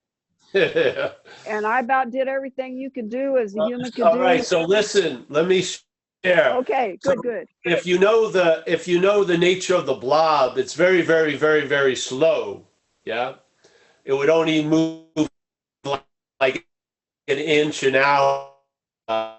Movies before you'd have to run from the blob. It was a very bad horror movie thing. But see, the blob convinces you it's already on you. You see? Yeah, so now you've been defeated by the blob. Yeah. But it's very much like that. If you see the blob as not you, you got tons of hours to escape. I mean, the escape is already available. But because there's an identification as the blob, we've been totally fucked by the blob. Yeah, self-loathing. I mean, what does that even mean? That's right. This is the trick. See, a lot of us, the programming about time is a linear, like arrow type thing. There was some part of the arrow called the past, directly through the present and shooting directly to a future. And time isn't that. Yeah, time is very elastic, and to the mental state, it's quite functional. The mental state can use time to produce something and say it's always been so. Yeah. So Yeah. it's sort of like it makes up the blob and then tells you you've been already caught by the blob. Yeah. What do you do after you've already been caught by the blob? I don't know. Self-loathing. If you try to get out of the blob, you run right into the blob. I don't know. So yeah. But time, even if a little idea of questioning comes into you about time, you'll have eyes to see shit. You'll see time differently than like the clock and inexorably go yeah. the next day. So you'll see it more as well, it's the main aspect of dreaming. So yeah. But see the whole thing of the presupposing is emphasized by the word pre. So there's a supposing now, but that supposing that I'm Paul now is presupposed to be the historical Paul. Yeah. Right. And then it's also projected to be the future Paul. This is how it doesn't change. It doesn't change anything, but you see everything, and that changes it. Yeah. Well, it seems to just get done. Yes, exactly. It just seems to get done. It's like I can whip up all around it, and act like a fool through the whole process, but it still gets done. Yes, yes. So you step back like and they go, said, the head's in the tiger's mouth. It's yeah, yeah. You know what I mean? Yes. I no longer, when the shit hits the fan, I don't run over and stick my head in it. That was probably my first share in a meeting. When I saw that something had shifted, it's like I don't have to stick my head in anymore. That's right. That's a huge upgrade. Yes, huge. Just kind of a lot of skillful means based on trying to get hit with less shit and weaken the fan power. Oh yeah. Step away from the fan. You see your role in it. Yes, that's the whole funny thing. See, it's when the whole way of shitting fans goes on when you appear in it. Yeah. So yeah. That's well, cool. Thanks, son. You're welcome. I really enjoy it. Yeah. I'm enjoying it to a point, hopefully soon ending. Bye. Who else is, anyone else? Might as well. Yeah. And Ruby, thanks. You gave me a new word, self-blobbing. We'll add that to the dictionary. We have Ram up. Hey, hi, Paul. I just have to say, I'm kind of tripping balls here. I knew nothing about you. This is my first time tuning into your meetings. And I had seen a short video clip of you and I said, this guy seems honest. Wow. I'm kind of speechless, but it feels like I want to communicate with you.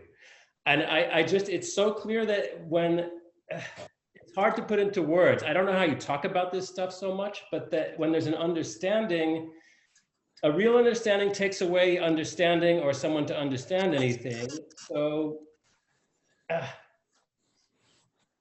I used to try to, this person story, tried to capture an understanding. Oh, here's an insight. Let me write it down. Let me codify it. Let me make a thing out of it. And more it becomes clear that that's ridiculous because it's not real as soon as you do that. And maybe it's kind of like I think you were saying early in the meeting of you can never understand the reality. You can understand only the misunderstanding. I don't know if those were your words, but is that? Yes. Well, Yeah. because the understanding is we usually have understandings about what we're not. Yeah. How could we have an understanding about what we are? Because we are that. Yeah. Yeah. So that's the only understanding you can have is the lack of value in understanding what you are while being it. Yeah. That's ridiculously refreshing. Yeah, it works, but it's good that the action figure is very good for it to have an understanding, because the action figure starts from a point of thinking it knows a whole lot and then is always fucking confused and wonders why, and an understanding can help it travel a little lighter. Yeah. So now you understand, like Buddhism 101. Why isn't things making me satisfied? Because they're temporal or they don't last. That's why. Oh, I understand that now. Yeah. Before I'd be blaming someone else or me. And then you start, you don't need a huge understanding. You have an understanding of what it's like to live blindly, so to speak. Yeah. So until you start figuring out what you're not. Yeah. So. Yeah. But there's no need to collect understandings and try to become something to understand. Unless you feel like you need to, I can't say. I find, at any given moment, I don't know what has value, because we're the dreaming, and there's a nice little back door to it all provided by the Course of Miracles with a statement, which is, you and I are the dreaming of the dream, AKA the dreamt, yes, and we're going to dream ourselves out of the dream, and as we do, the dream will get happier. So maybe trying to understand and take notes will fulfill or fall under that aspect. Oh, well, taking the notes led you to realizing I don't need to take notes. Yeah, so therefore everything here is used in the dreaming ourselves out of the dreaming. So I can't say because nothing has inherent value, obviously. It's us giving it value. So yeah, to someone, writing notes has value. To someone else, it doesn't. So I don't know. Can I just clarify one more thing? It seems that awakening is as much of an illusion as dreaming. For sure, because there is awakeness. There is awakeness, but then there can be one act that's dominating, which is I seem to be asleep to that, or another act dominating, I'm awake to that. Yeah, so yes. Now, but does any of it change the fact that we are awake? Yeah, no. So yes. You thinking you're awake doesn't change the fact that you're awake, and you're thinking you're not awake doesn't change the fact that you're awake. Yeah? Yeah. Yeah. You just lose interest in that, with that which wants to get awake and that which thinks it's not awake. You just lose interest in all that. That's all. And then things line up in a much different way, because you can't believe how obscured the view is by this obsession with self. It's incredible, really. I mean, we can be blind to the obvious and fucking have perfect clarity about something totally unimportant. It just blows my mind. It really does. So, yeah, come on back, bro. It's nice to meet you. Yeah, very, very, very refreshing. And as someone who's, Ramana showed up in my life in 1990, so I was really surprised in a very pleasant way to hear you bringing his words to life in the meeting. So. Oh yeah, I have a lot of, things. I like the book with that had his transcriptions from 35 to 39, I think. Talks. Yeah, the talks of Ramana, and Talks is the best. there was a lot of nuggets in there for sure. Yeah, But yeah. sure. One thing you mentioned the image of the person putting down their bundle on the train. Yeah. And how that's not quite it. I always like the one that made me think of the one where you talked about, if you look at these giant temple towers in South India, there's a figure carved at the bottom that looks like it's holding up the whole tower. You say that's the ego. Yes, there you go. Yes. That's why most of the times when the message lands, there's relief. Immense relief. Because there's been a lot of heaviness unbeknownst to us. So when that heaviness is seen through, the feeling here is of great relief. Yeah. Because the imaginary load has been seen through. There's no putting down. There was never a load. So relief is definitely, it's like a clue of the timeless effect in time. Yeah, is relief. Yeah. Powerful. Yeah. All right, bro. Thank you. Thanks, Ron. Is that it, Mike? That's the last hand, yeah. All right, cool. All right, let me say goodbye to everybody. Such a pleasure. Judith, as always, nice to see you, honey. It's a pleasure.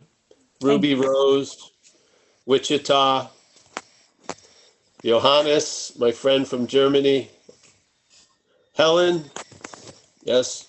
All right. Don't cry for me, Argentina, remember. Robert French, always a pleasure to see you, Rob. Thanks, Paul. He's been involved in recovery for many years, yes. We got Stefan on Having Never Left. He's just an angel just called for him. He's looking, don't go yet, Stefan, on Having Never Left.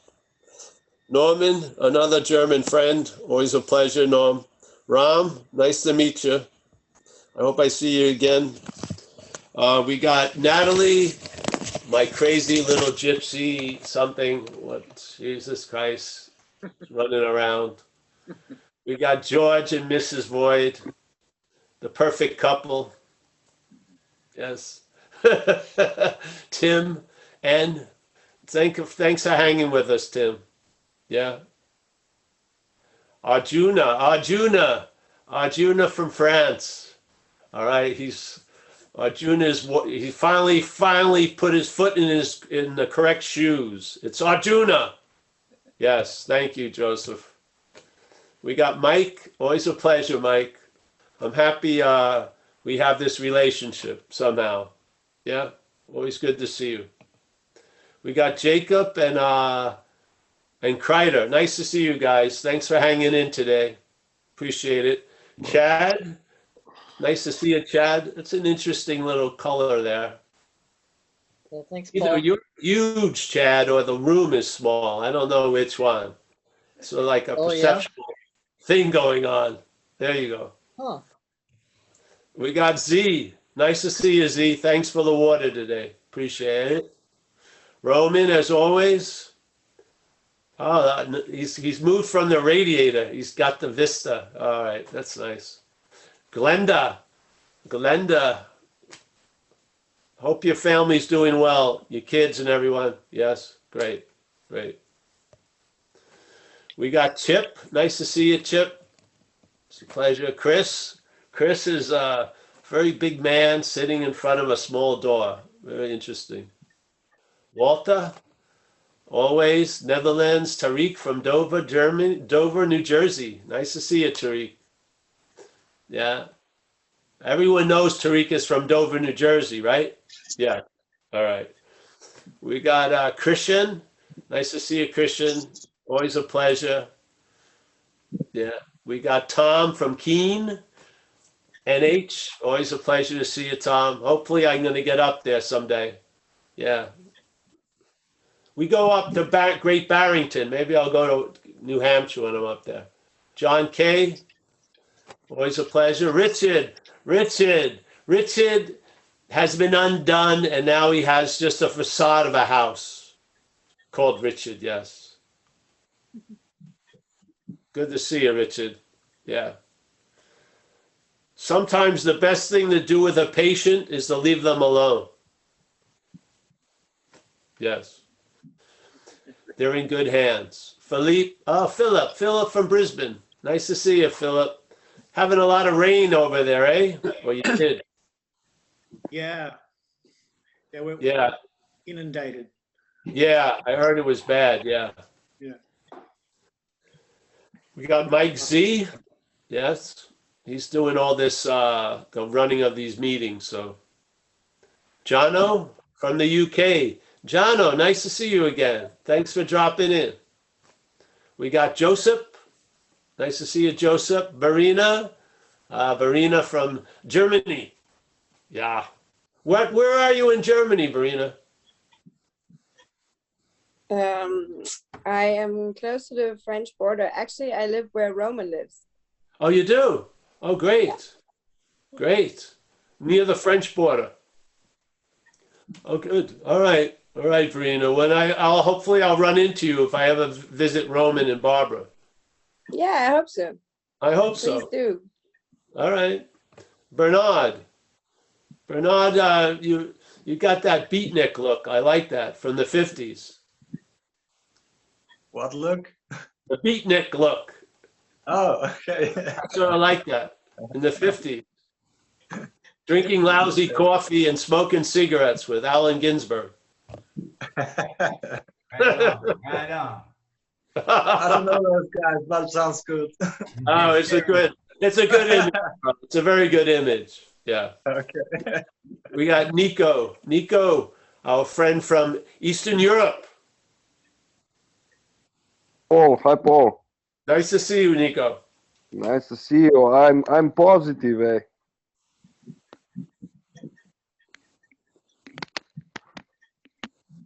You're positive. Yeah, I have corona positive. Oh, you do? Oh. Yeah. I'm 6 days now. It's okay. It's not terrible, but we are hanging in. Yeah. Yeah, well, you're strong enough. You should make it through, eh? Yeah, I think yes. Yeah, I think we will see. We will see again. Well, if you need anything, let us know. Send a message to me, you know. Yeah, of course, no problem. No, it's okay. It's going good. We are. It's kind of little bit testing your realization. Yes. Yeah. Yes. Well, remember that which is reacting to it isn't you. So don't. Yeah. You've got to take that before you start grading its performance. Yeah. Yeah. But I'm Thank happy. you. I'm happy you showed up today. Yeah. I was wondering why it went so long. It was probably for you to distract your mind. That's pretty good. Yeah. All right, brother. Take it easy. Bye-bye. Yeah, Bye. Thank you. We got Suzanne Matlock. Yes. Always a pleasure, Suzanne. Yes. Macaulay. Macaulay. Nice to see you, honey. We got Evandro. Nice to see you, Evandro. Where are you from, Evandro? Did I ask you before? Ilango? Hi. Yeah, I'm also in Germany, but I'm in Munich. You're in Munich. Yeah. So I don't know what the others are, but another German kind of. Yeah. I'm from Brazil originally, so. Are you living in Munich now? Yeah, but I'm going to Austria next week, so I'm moving away from Munich. Yeah. Oh, all right. Well, I hope I keep seeing you, my friend. You will, definitely. Take care. And we got Mickey, the matriarch of Madera, California. Nice to see you, Mickey. You got your hair's looking a little different today. Yeah? Put a little curl in it or something? My hair is just wash and wear. Oh, we got Chris. I really love seeing you, Chris. Yeah. Nice to see you. And we got James from New Zealand. Nice to see you, James. Sarah is dreaming of Greece, but in England. Yeah. So. Thanks, Paul. Thanks for everything. It's been nearly a year, I think. It's quite amazing that you've been doing it, and it's been just amazing. Thank you for everything for the last year. Yeah, that's great. It's been a year. Wow. As soon as I hear that word, it changes how I feel about it. Sorry, it wasn't meant to be like that. Today.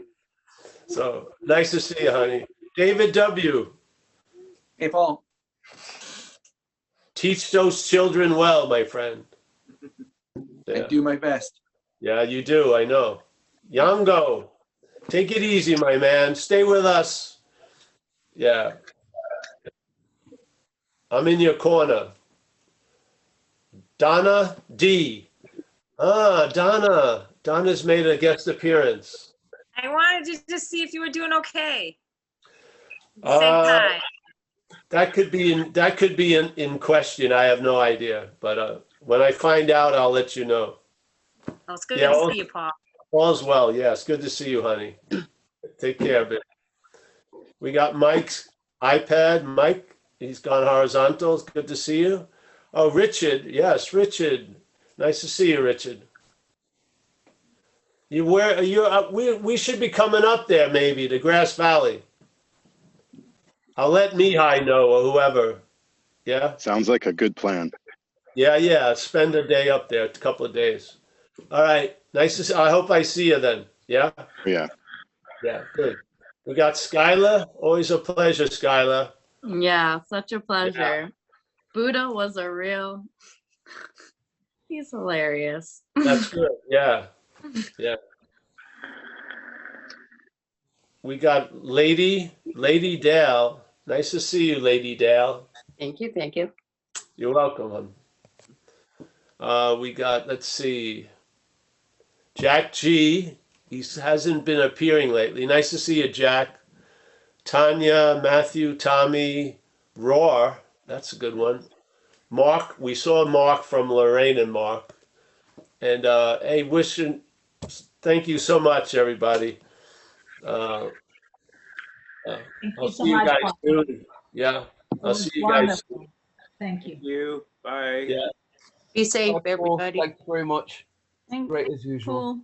Thanks, Mike. Thanks, Mike. Bye.